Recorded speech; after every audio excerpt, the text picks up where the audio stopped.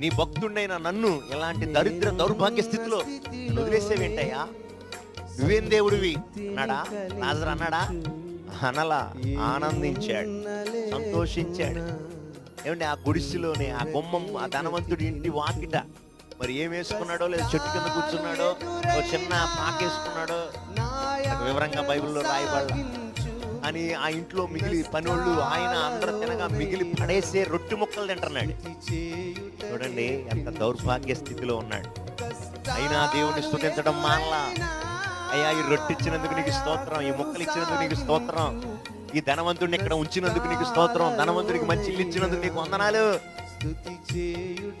నాకు ఈ స్థితి ఇచ్చినందుకు నీకు వందనాలు, నన్ను ఈ ధనవంతుడి ఇంటి ముందు పెట్టినందుకు నీకు వందనాలు, నా కురుపులకి వచ్చే సీము రసి వచ్చి నాకుతుని క్లీన్ చేస్తున్న కుక్కల్ని నాకు ఇచ్చినందుకు కూడా నీకు స్తోత్రం.